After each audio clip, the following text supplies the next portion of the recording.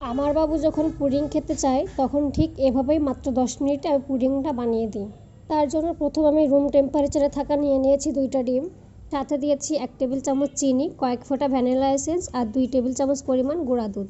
এখন আমি একটা চামচের সাহায্যে এটা ভালো করে বিট করে নিব যতক্ষণ না সব কিছু ভালোভাবে মিক্স হয়ে যায়। এখন ওই মিশ্রণের মধ্যে দিয়ে দিব আমি 5 থেকে 6 টেবিল চামচ পরিমাণ ফুটন্ত গরম পানি। চাইলে এখানে গরম দুধও দেওয়া যাবে। এখন সব কিছু ভালো করে মিক্স করে নিব আর মিক্স করে নেওয়ার পর উপরে যে ফোমটা থাকবে সেটা আমি চামচের সাহায্যে সুন্দর করে ক্লিন করে নেব।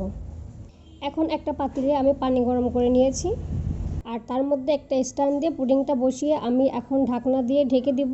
এখন পুডিংটা তৈরি হওয়ার জন্য আমি মিডিয়াম আঁচে এটাকে রেখে দেব প্রায় 10 থেকে 15 মিনিট। এখন আমি চিনির একটা ক্যারামেল বানিয়ে নেব। তার জন্য আমি 2 টেবিল চামচ চিনি নিয়েছি, সাথে 2 টেবিল চামচ পরিমাণ নিয়েছি পানি, নিয়ে এটাকে ভালো করে জাল করে নিয়ে আমি ক্যারামেলটা বানিয়ে নিয়েছি। প্রায় 15 মিনিট পর আমার পুডিংটা নামিয়ে নিয়েছি। এখন এটাকে ভালো করে মাঝখান দিয়ে কেটে নিচ্ছি। তারপর যে ক্যারামেলটা বানিয়েছিলাম ওইটা পুরোটাই আমি এখন পুডিংয়ের মধ্যে দিয়ে দিব। এই পুডিংটা বানানো খুবই সহজ, যখন ইচ্ছা হয় তখনই ঝটপটভাবে আমি এভাবে বানিয়ে ফেলি। আমার বাবু তো এই পুডিংটা খুবই বেশি পছন্দ করে। আপনিও একবার ট্রাই করে দেখতে পারেন যে আপনার বাবু এটা পছন্দ করে কিনা।